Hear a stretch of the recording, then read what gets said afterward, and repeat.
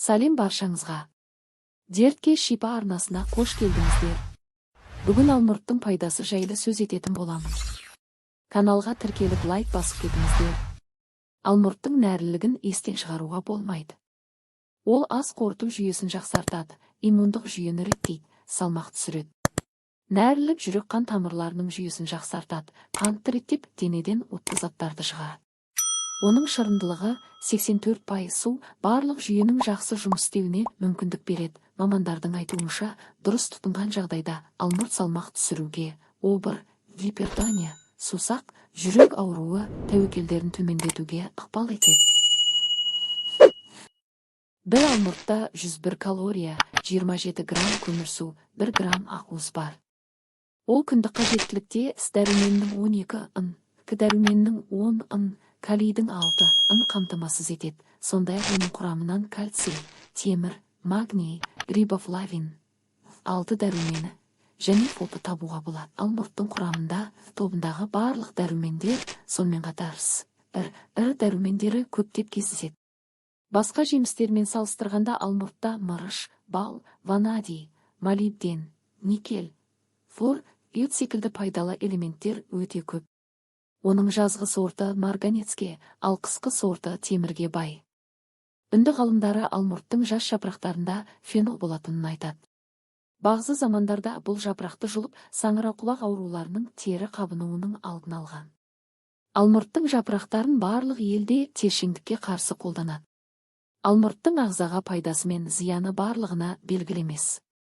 Ертеде адамдар ағаштың жемістерін улы деп есептеп, термиялық өңдеусіз жеуге тәуекел етпеген. Тек 16 ғасырда кейбір батылдар шикі алмұрттың дәмін татуға келісті.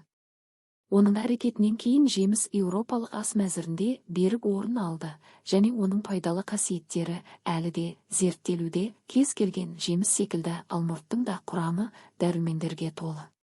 Оның иісі жұпар, дәмі тәтті, пайдасы мол.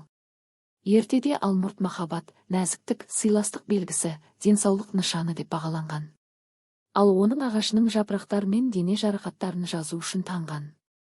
Жаңа піскен жемісі болса, жаңа босанған әйелге азық болып, оның бойына күш-қуат береді. Өйткені алмұрттың әлсіреген ағзаны қалпына келтіретін қасиеттері бар.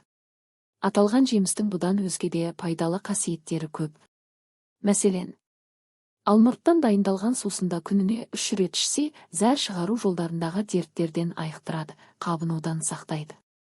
Қант диабетімен ауыратын жандар алмұртты балғын күйінде немесе кептірілген түрін жесе пайдасы өте көп. Сонымен қатар күніне тамақтанардан алдын 30 минут 40-50 грамм алмұрт шырынын ішу ағзаға күш береді. Алмұрттың кейбір сұрыптарының 20 ын илік заттар құрайды. Оның негізгі пайдасы ішек жолдарындағы микробтарды сыртқа шығарады. Адам ағзасы қатты әлсірегенде алмұрт қайнатпасымен нәр суын ем ретінде ішкен жақсы. Ол жүректің соғуын реттейді. Бұлшықет пен жүйкедегі шаршауды басады. Алмұрт жемісін аш қарынға жеуге болмайды. Сонымен қатар жемісті жегеннен кейін артынан су немесе ет жеуге болмайды. Мамандар алмұртты тамақтан соң 30 минуттан кейін ғана жеген дұрыс дейді. Қарт адамдар жұмсақ әрі толық пісіп жетілген алмұртты жегені жөн. Алмұрттың жемісінде қант, пектин, илік, бояу заттар, алма және лимон қышқылдары, витаминдері. Бұл заттар адам тіршілігіне және организмдегі зат алмасу процесін жақсартуға өте қажетті. Алмұрт жемісін қайнатқан суды асқазан ауруын сүндеуге, бүйрегі ауырған адамға зәр жүргізу үшін ішкізуге болады. Сонымен қатар ол дене қызуы көтерілгенде де шипалы. 100 мөлшерінде 2-3 рет ішкеннен кейін одан теріліп температурасы төмендейді. Алмұрт жемісін шикі, жас күйінше кептірілген, консервіленген күйінде пайдалануға болады. Алмұрт жемісінен компот, джем, пастила, квас, пюре, компот, шай, кофе, жеміс, сірке сусын жасауға болады. Құрметті оқырмандар, каналға тіркеліп лайк басып